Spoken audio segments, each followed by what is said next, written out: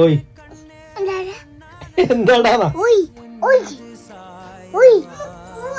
ഏടാ പുറത്തായി 1 മണിക്കാ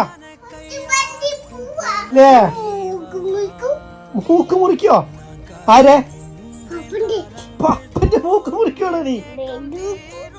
വെടിവെക്കും. കെട്ടിപ്പിടിക്കാം, കെട്ടിപ്പിടിച്ച